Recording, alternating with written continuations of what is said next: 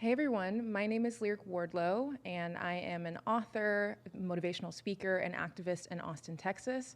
If you're happening across this video, you know that I talk about homelessness and advocacy and all the things that happen around poverty and things that really impact a person's childhood a lot across my platforms. And so I'm creating this video today to talk with my mom, Hi, my name's Tracy. to talk with her about our my childhood and how I was kind of brought up and just understand two different perspectives around like trauma and navigating challenging situations, poverty, all the different things. And I just want to give a platform to have a conversation because I wrote a memoir, and that memoir goes into some detail around my childhood experiences. And also, I do my best in the book to give light to also my mom's situation. And I think it's really important for especially people who have gone through really significant trauma to talk about those things and ask the questions and to just allow for conversations to happen, to learn and grow and understand things differently. So I just want to thank you, Mom, for letting me do this with you, because I know it can be really difficult to have like talks like this where we're actually like, some really hard memories and things that a lot of people go through and then never want to talk about ever again. But you allow me to give space for those things, and we both have an understanding of like how things happened. And yeah, so thank you. This is your story, and it needs to be told. And I know that, and I knew before this started that there were going to be things that weren't going to reflect greatly on me. And I have to own that. There are decisions I made, some were good, some were bad, some were horrific. It doesn't change the fact that it happened. And looking back on it now, I can see some of the things that I did and didn't do, and I can understand why those things happened or didn't happen. But this is an important story that needs to be told. Your book is going to help so many people when they finally read it. It's going to explain so much.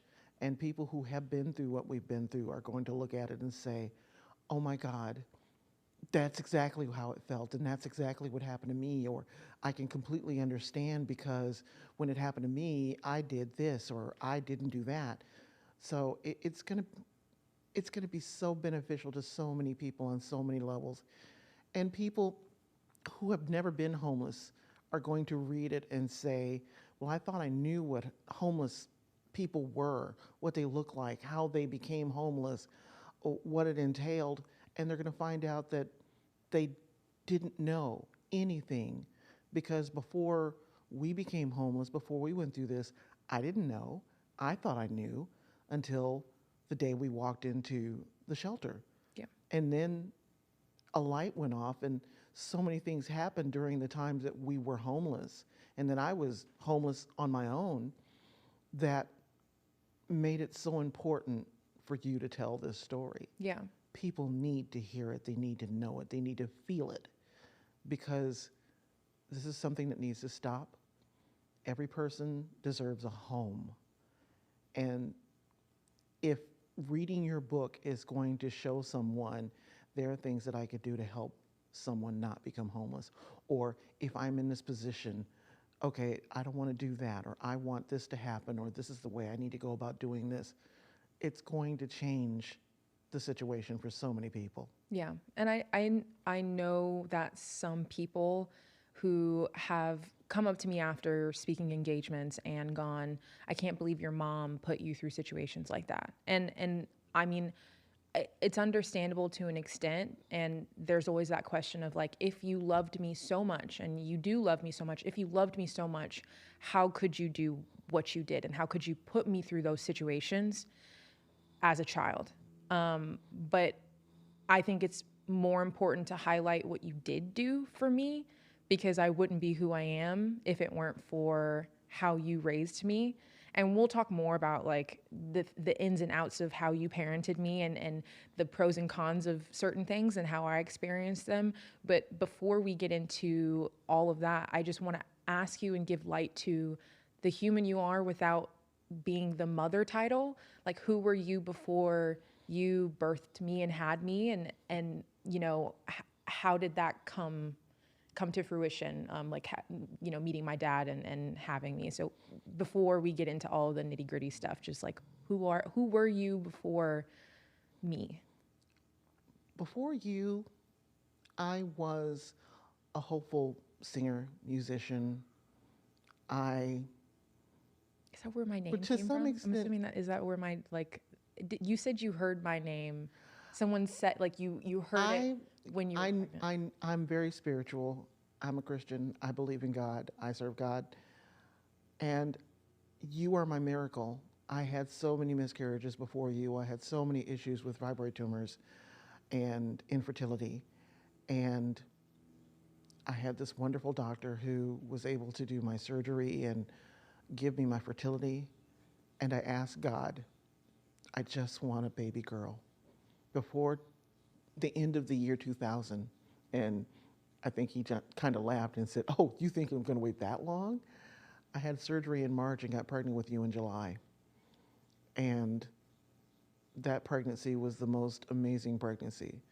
I was so completely aware of you, and I wanted to name you Tiffany, and your dad just wouldn't, he just wouldn't cooperate. And Oh, I I thought had it was the opposite. I thought Dad wanted to name me Tiffany. no, Dad, we had an agreement that he would name you if it was a boy, and I would name it if it was a girl. And he came up with this awful name that I hated, but I was like, I love this man, and I want to be with him, and I'm going to try to be cooperative. Maybe I can talk him out of this stupid name.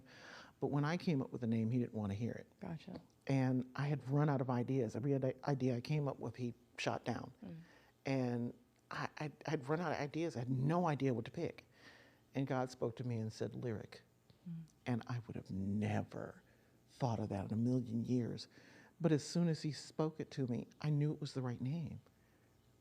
And that's where you got that. And your middle name, I was so excited to give you my middle name because it was a family middle name. And even your dad knew when we were kids. I always said, when I have a little girl, I'm going to name her Elise because my whole family is Elise. I have two older sisters. Neither one of them got the name. And I was proud that I'm Elise. So Lyric And Elise. yeah, he knew. He was like, you're going to name her Elise, right? You always said when we were kids, you were going to name a girl Elise. And I said, yeah. And so I got to name you. And the fact that when you were little and I asked you if you liked your name or not, you were like, I love my name. And I get to be named after my mommy and my grandma and all the other ladies in my family. Yeah. That made me so proud because that's all I ever wanted you to do was love your name. Yeah. So let's take it back because I interrupted because I was like, people might be curious about the name part, but who you were a singer, you were aspiring to do artistry in that. And yeah. I've been singing since I could talk. I loved singing. I played the flute. I played saxophone. I was in the band in high school and college. I was in the choir at school, at church. I sang all the time. One of my best friends back home, she used to talk about, I used to take my flute and walk around the neighborhood and play my flute. That was my way of rehearsing. I didn't want to be in the room with a music stand. I just wanted to go and play, and whatever popped into my head, I'd just walk around the neighborhood and play my flute. Music has always been a part of me. It isn't a part of anybody else in our family that I know of, and nobody really understood that part of me, but it was something that I just couldn't shut off. And you pursued it Yeah, most of your I life. knew when I was young, I said, I'm either going to live in New York or LA, but I'm going to pursue this. I am going to be a singer. And when I got the opportunity, I moved to New York and pursued my career. It didn't turn out the way I expected to turn out, but I don't regret not a single moment of doing what I did. So how old were you when you were in New York? I left and moved to New York when I was 21. I had a boyfriend that was already there. He was from New York and he had a job, and I just didn't want to be in Indiana anymore. There's nothing for me here, and there are no musicians and recording studios and nothing. So I always I'd still to this day love to watch anything about New York because I lived there. It was me. It was who I wanted Beautiful. to be. Yeah. And when I got the opportunity, I left, and everybody thought I was crazy. Nobody does that. You don't just jump up and move to New York, but I did. Yeah. And like I said, it didn't turn out the way I thought it was, but I learned so much and I had such a wonderful experience. I became a recording engineer. I got to work for the largest music manufacturer in the world, Yamaha, meet so many people and travel, and it was just a blast. And financially, when I lost my job at Yamaha, our showroom closed down, and I said, okay, I'll go home for 6 months, a year, I'll regroup, I'll save some money, I'll come back. Life is funny. How old were you when so you said 21 was when you moved to New York, I came and home, I was 28, 28. and I felt like I had been stabbed in the heart. And I couldn't believe I was back home, and it was a failure. In my eyes, it was a failure. I don't believe it was a failure now. It was what life was, but I felt that I was a failure. And that stayed with me for a long time. And every once in a while, it still sits in my head that I failed. Yeah. And when I'm depressed, it comes out. You know, well, look, you didn't do anything that you were supposed to do. You could have stayed there, and you could have this, and you could have that. You know, why didn't you go back to New York? Why didn't you go to Atlanta? Why didn't you go to Chicago? Why didn't you? You could have done. Life happens, and I made those choices. And the way I look at regret is that when people say, well, what about your life would you change if you could? Nothing. Because I don't know if changing any of those moments will change what I have now, Right. and who I am now, Yeah. and who you became. I need for those moments to be exactly what they are. So I had to go through them. I need to look back on those and learn from them and help build my character out of those. Because if any of those things hadn't happened, would I have the people in my life that I have? I don't know. Would I be in the position I'm in now? I don't know. Yeah. But I'm not willing to let go of those things. So were you prepared for the role of motherhood? And I know it's not always expected, but I'm curious, was it expected, or were you ready for that when it happened? Yes and no. I always wanted a big family. I love kids, and I've always wanted children. And I thought that I would be married and have my career, and things would be stable, and I'd have this great man that I loved, and we'd have this child, and it would be, you know, what I grew up with. And so in that aspect, I was ready to be a mom.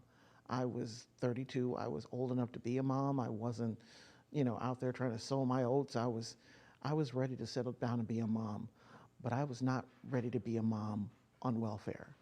I was not ready to be a mom as a single mom working a job and going to school at the same time. And my priorities changed. I said, if I'm not going to be a singer, then I need to be a teacher. I need to be working with children. I need to be doing this. And expecting that to be my path, and then that was taken away from me when I was permanently injured in a car accident that we were in. So life is just, you can't, there's no crystal ball, you can't see how things are going to be. But I knew from the minute that I knew I was pregnant that I wanted you, that I needed you, that you were loved, and that whatever I had to do to give you the kind of life you deserve, I would do. It hasn't always worked out the way I thought it would, but what I could give you, I did, and I did it in spades. And I won't ever let anybody say, well, you could have and you should have. Well, you know what? This is not your daughter. You did not have her. You did not raise her. You did not, invest in that. That's not your blessing. Yeah. She's mine. So you mentioned like welfare at 32. Were you already in poverty when you became pregnant and you knew you were going to have a baby? Yeah. Well, kind of. I was working full time. I was working at the jewelry store in the mall. I had good run with that, and I made good sales. I had a place, I was stable, I had a car, I had the things that I needed to have. I was still struggling, but I was expecting to grow from that and get better and, oh, well, when I decide what I'm going to do, blah, blah, blah. But pregnancy, having a child changes your circumstances. And then being in love with someone who is very bad for you and you don't realize how it's tearing you apart, you keep holding on to it because it's all you have. Right. And that kept me in a position that I shouldn't have been in. And I should have, I had decided when I was pregnant that I was going to just leave and move somewhere else. But I didn't because I was so devoted to your dad and your sisters. Mm-hmm. My half sisters. Yeah. And I wanted you to have your family. I wanted you to have a mom and a dad. I wanted you to have your sisters. I wanted to be able to give you the things, and I thought there's no way that I could do it by myself. He's going to get himself together. We're going to be a family, and everything's going to be okay. So.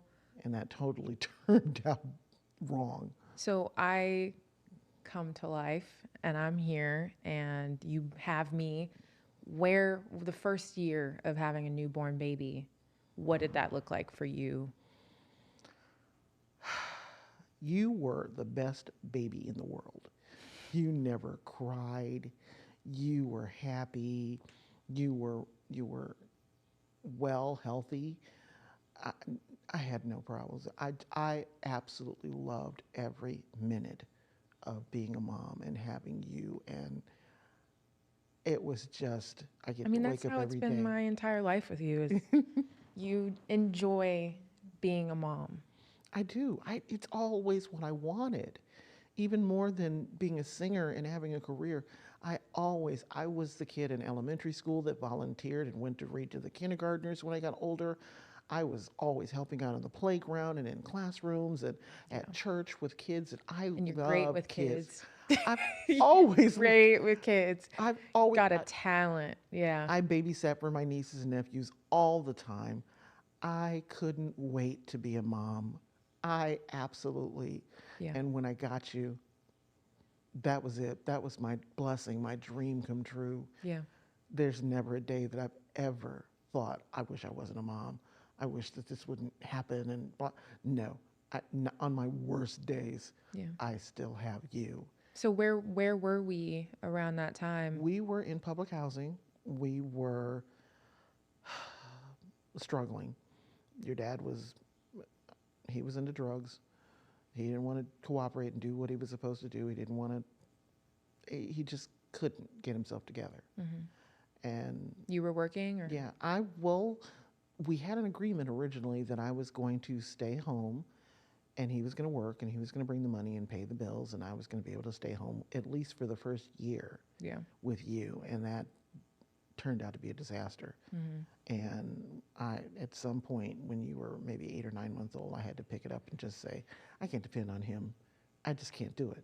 So I need to go out and get a job. And that to me was awful. Was that I remember like super early memory of like a townhome or something. Was that? Yeah, that was where we were at Housing Authority. Yeah, because we were there for a few years. Because I remember I was probably 4 in that memory. No, you weren't even that old. I mean, I remember it, and I remember because there was a memory of me trying to drive one of those Walmart like the big car things or whatever. One of our neighbors had one, and I was really jealous because I was like, I noticed really early in life how much we didn't have.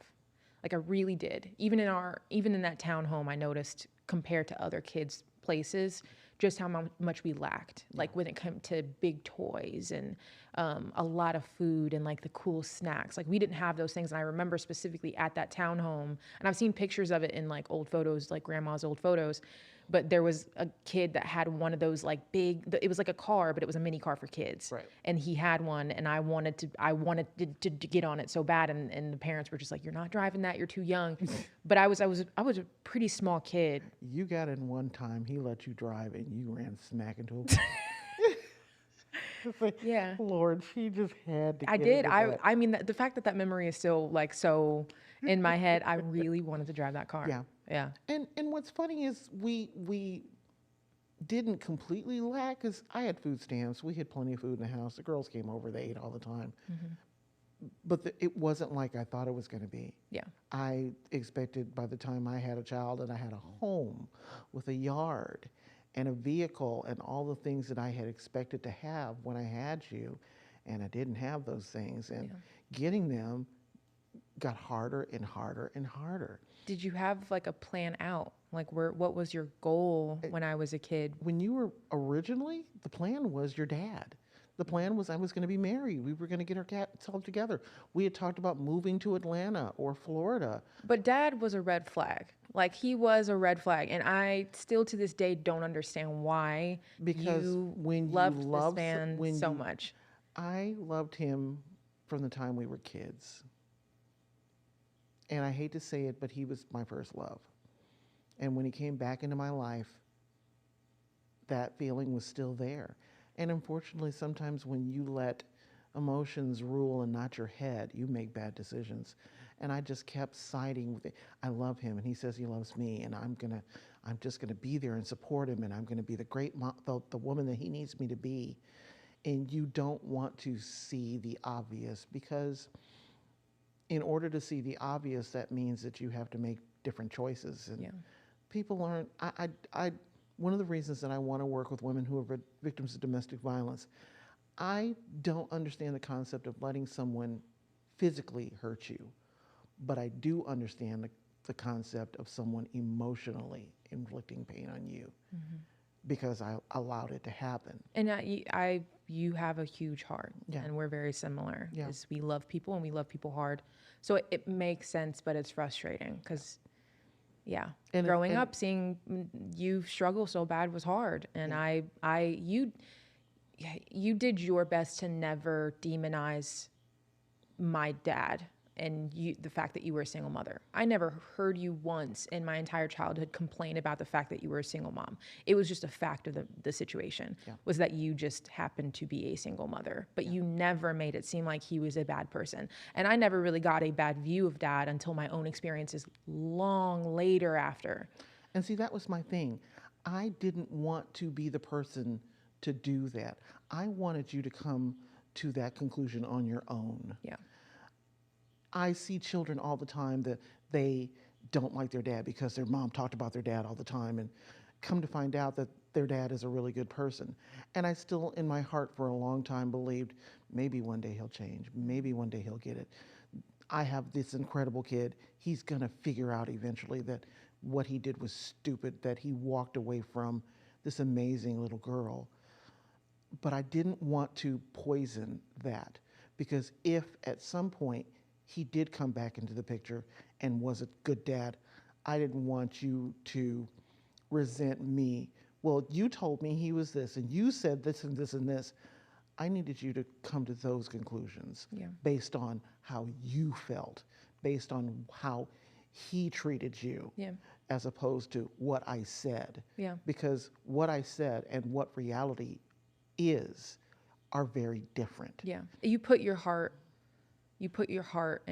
aside in that situation to give me room and him room. Like you really did in a way. And I think that that's something that I've learned so much of, like how to be a human, is to sometimes, like, yes, they could leave, but maybe other things could happen, or I don't want my daughter to view this in a certain way. Like you oftentimes gave me this ability to separate parts of myself to understand something in a different way and be able to have the nuance of feelings and emotions at the same time. Like, yes, I feel this way. Yes, this is the situation, but also there's so many other things within that I'm thinking about it too. But he did walk away. And so I'm curious, like, at what age were we still at that townhome? We were still in those apartments.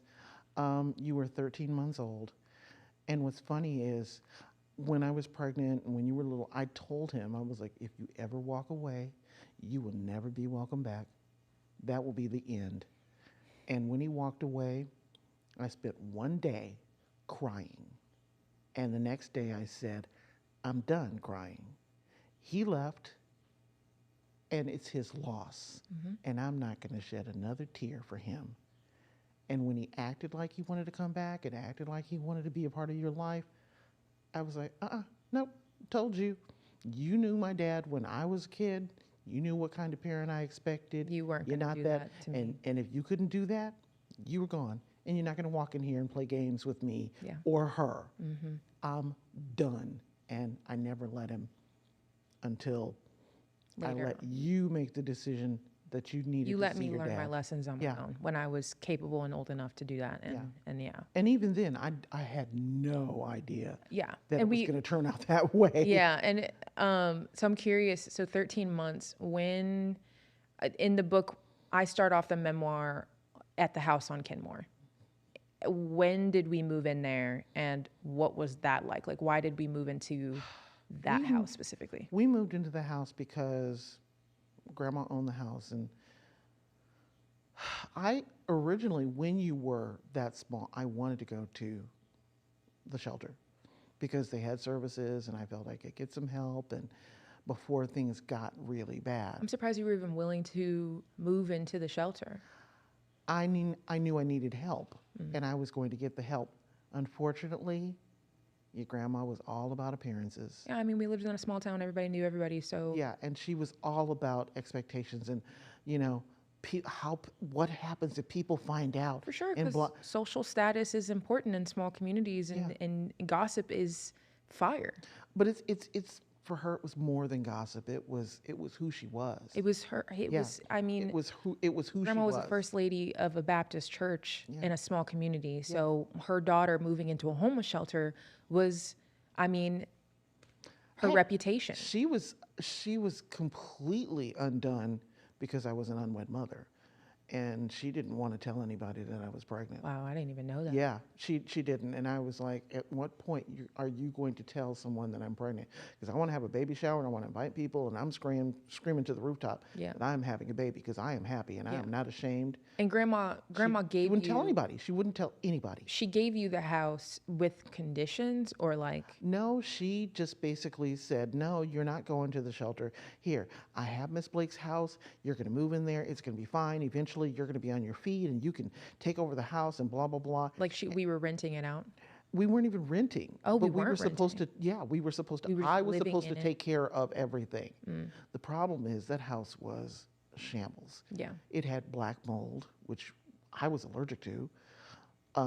There were the plumbing, there were roots growing into the plumbing system.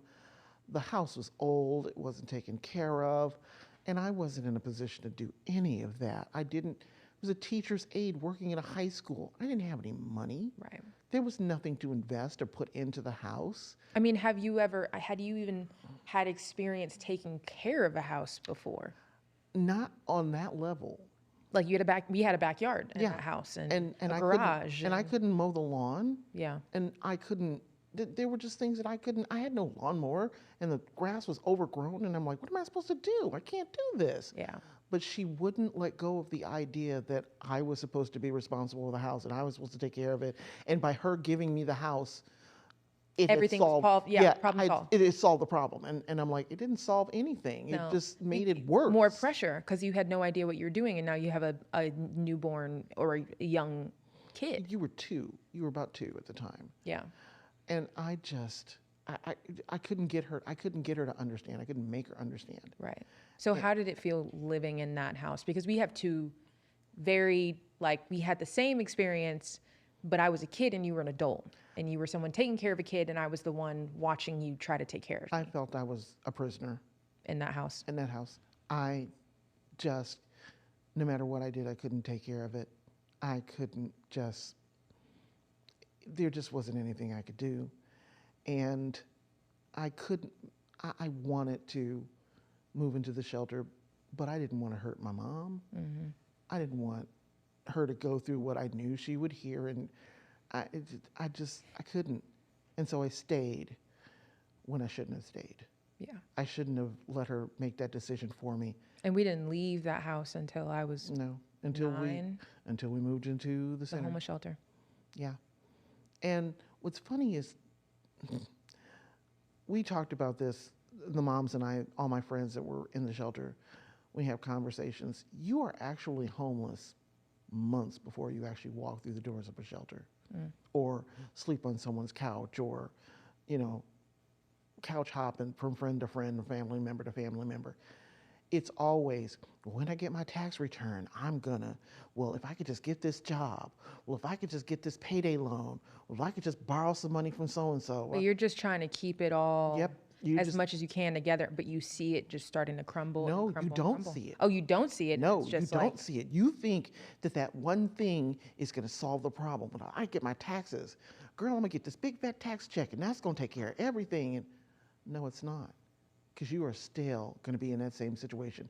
You might extend it a little bit, but you are still already homeless. You just aren't in a shelter yet. yeah. But you are not in an environment that is conducive to you and your children living. It just isn't. Yeah. And, So, and it isn't until the day that you walk in, and that's one of the things, when we walked in to that shelter on October 3rd, and I was finally alone in that room on that bunk bed, it hit me for the first time. I'm in a homeless shelter yeah. with a child.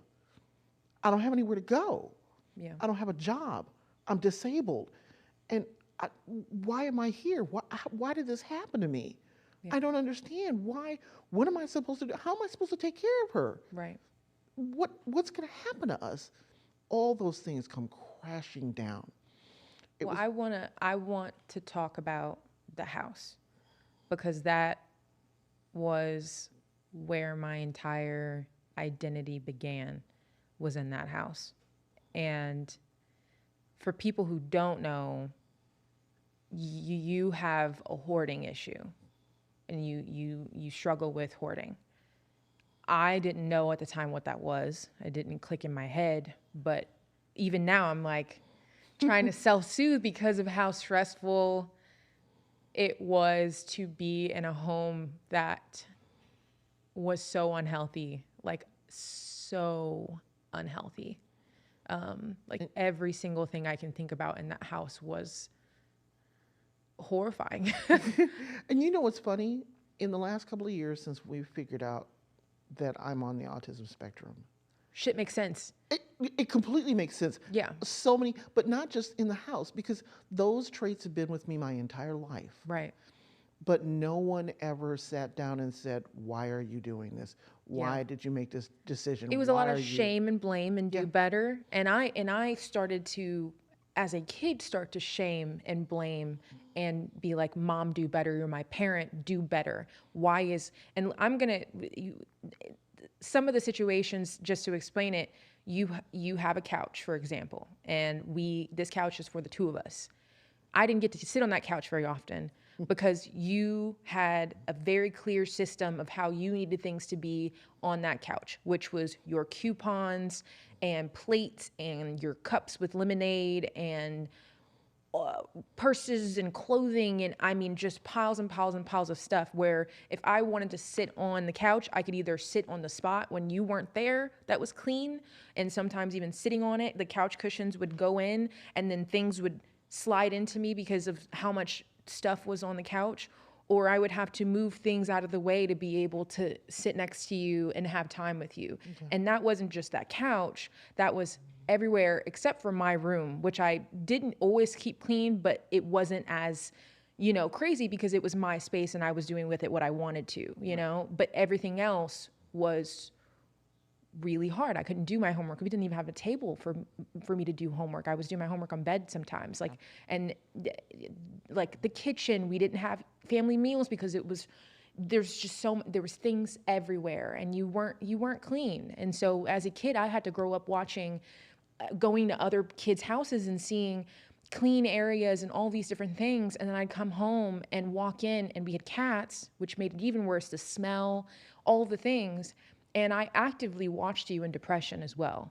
So I'm seeing this house, this yellow house on Kenmore, as a nightmare myself and a prison, and I couldn't fix it. And so the only outlet for me, after especially being bullied in that neighborhood, was you.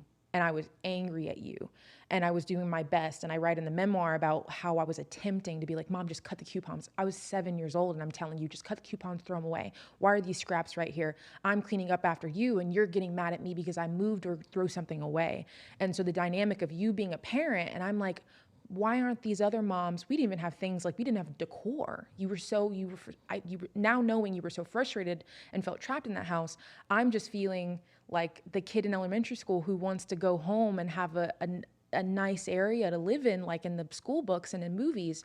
And I didn't have that. And that was a difficult dynamic to have. And it made it worse and worse and worse on our relationship, to the point where by the time I was 16 or 17, I was screaming at you. I would say mean things.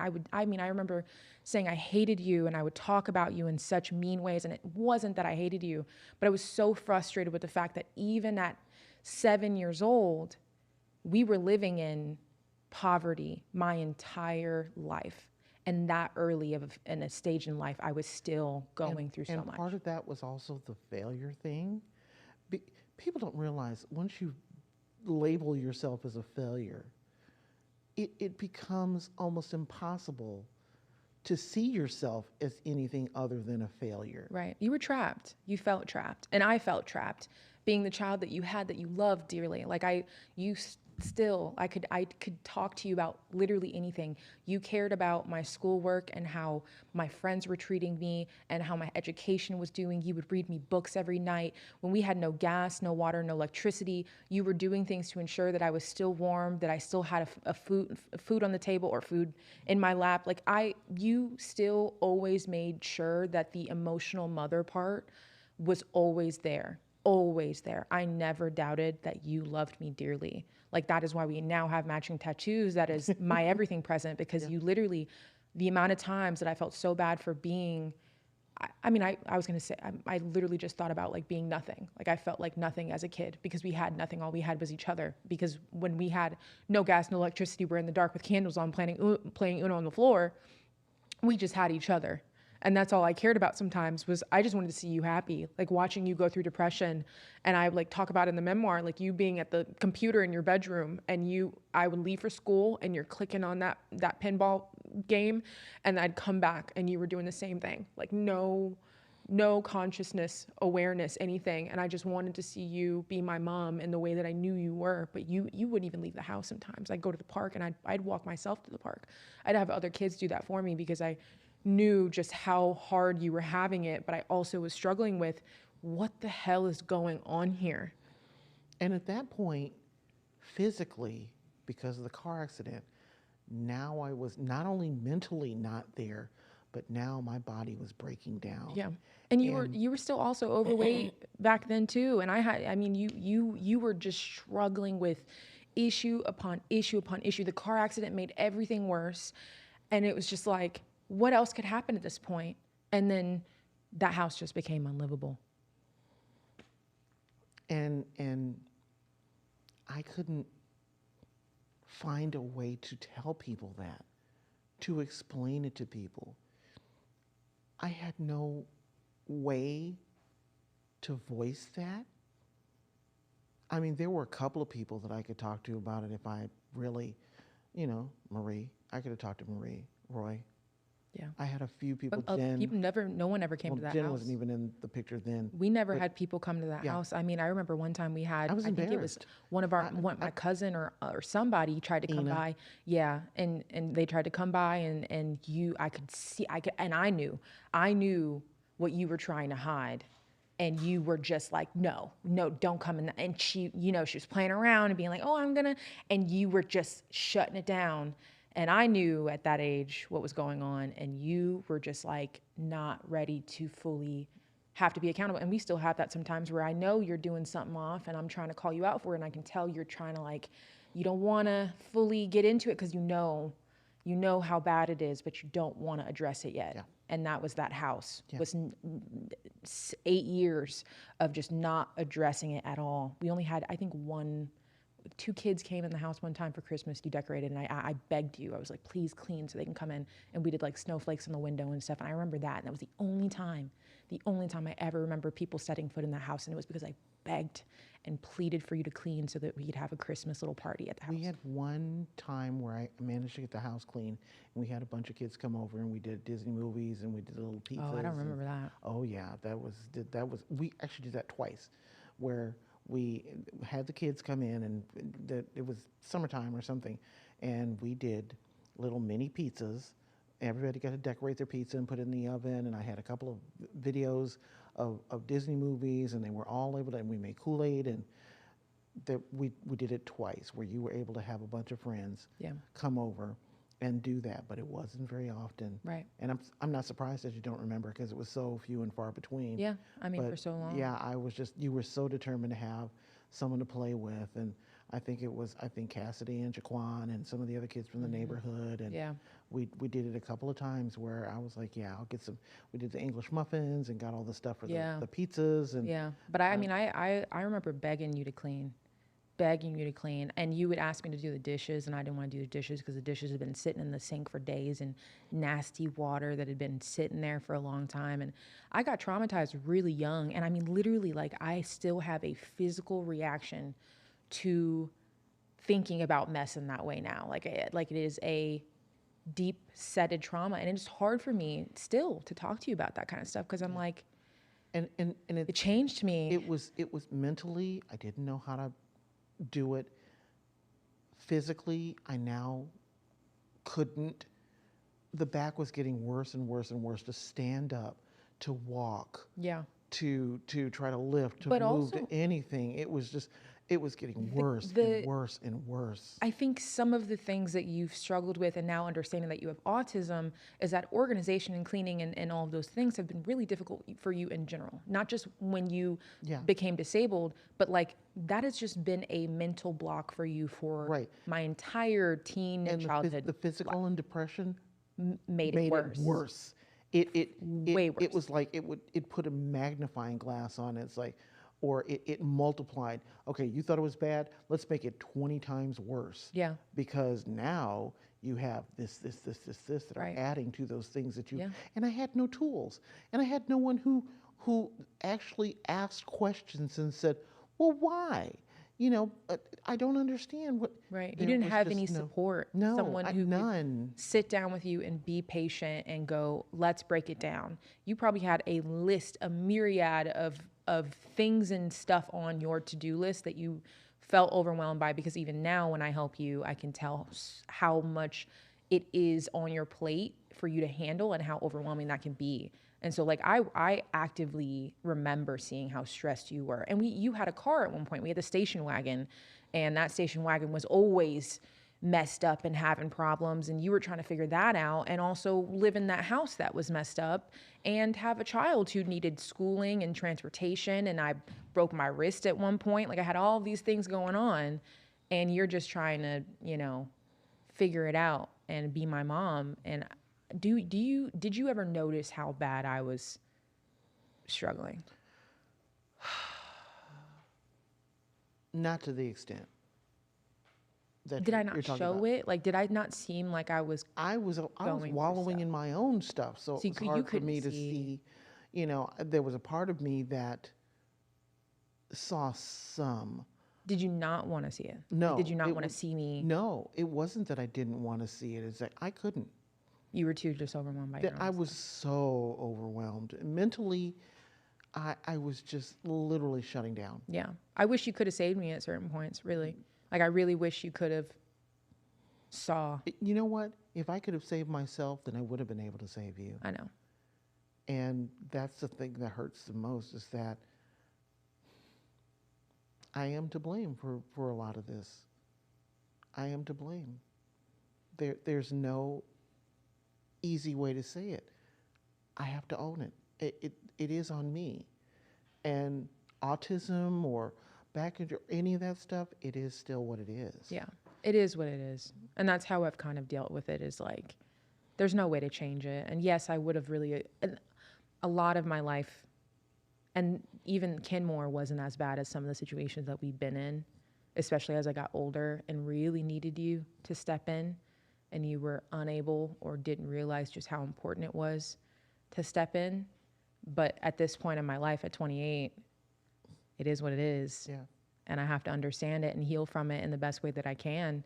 And I sometimes still do have resentment and anger, and I still sometimes have feelings where I'm like, if we could just, if this wouldn't have happened now, if this had been taken care of when I was a kid. I still have those moments for sure, but like I'm not gonna. We have the rest of our lives to dig through these situations, and at least you allow me to talk to you about it and be honest and let me feel my feelings. And it's also the reason that I work so hard now, that I am getting the tools to deal with some of the stuff, and I am more open to, Yeah, because I you know, push hey, you. but Because yeah, I tell you, yeah. you need to. I sometimes I don't know if you would work on certain things if it weren't for me telling you, Mom, you need to work on these things. Like the autism, I don't know if I hadn't told you, Mom, this apartment is an issue. We need to figure this out. If you would have been able to figure that out on your own. Now I can. Now, Now that there's a things name are to it, I different now. can. Yeah, yeah, And the last couple of years have been really hard for me in terms of dealing with grandma, yeah, because this has been my whole life, and there's a part of me that I don't understand why my own mother didn't see this, right. and That's why the she cycle. didn't. The cycle is crazy. How you had me and I'm affected by you, and your mom had you and didn't help you in certain situations. So now it is this multi-generational line of issues, and you are still trying to navigate that now, understanding. Because I remember calling grandma and saying, what is wrong with my mom? What is wrong with her? Why is she like this? I don't understand. And I And remember grandma her would saying, play the blame game. well, no, what she said was, Tracy's always been different. And your friends have said that too. And I'm just like, different. A lot of people are different. People are weird. My mom's not different. There's particular issues. But she was like, she's been like this since she was a child. And it was like she knew, but she didn't want to fully figure out what that was and what was going on. And there have been times when I've just have been so mad at my mom, so mad. Why didn't you figure this out? Why didn't you know? Why did you do so many things that were traumatizing to me? Right. Why don't you understand that this is? But she also didn't have And the best. I She get got that. married at what, 14? 15. 15. And she didn't have a birth certificate. The woman, she also was born in 1932. So she didn't have the ability. And The I know older that. she got, it was easier for us to have conversations with her about things. But it was for sure. I get it. I understand, because grandma was hard on me too. Yeah.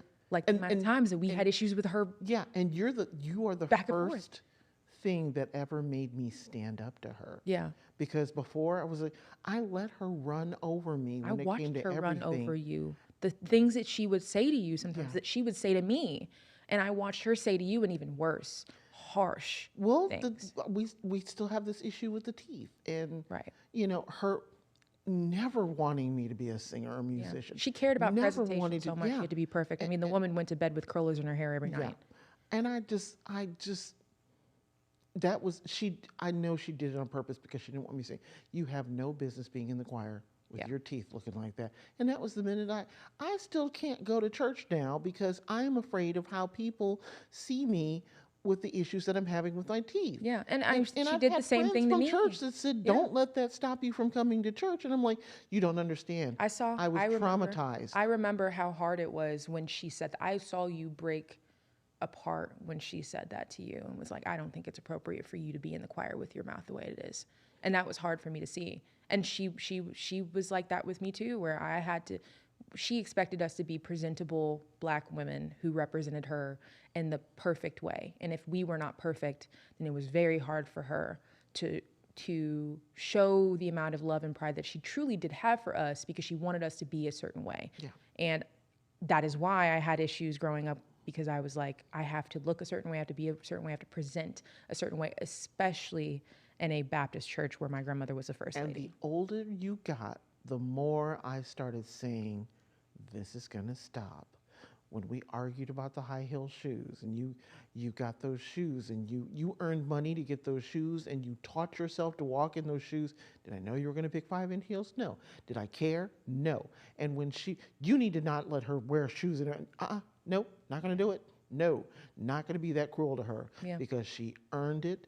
She taught herself to walk in those shoes. The rule in the family has been at 12, she gets to wear the high heel shoes, and I don't give a damn if you don't like it or not. Yeah. And that, I mean, that The was the kind of makeup mom thing, you were, though. I mean, you I was, stood up for me. because I was finally starting to see that she was doing to you what she had been doing to me my whole life, and That's I was the like, I won't do it. multi-generational line. That's literally it. Is just people who haven't healed from their own personal things and then take that and don't know how to help the children that they decide to have in life. And I'm going to end it with that because we don't have time for more. Like we'll have another like video at some point to talk more about what happened at the end of Kenmore and how we ended up in the shelter. But like I just wanted to allow us to have a conversation about how things happen in your early 30s and how things happen for my development as a child. And Yeah. I love you, Mom. Like, I love And I you. love you.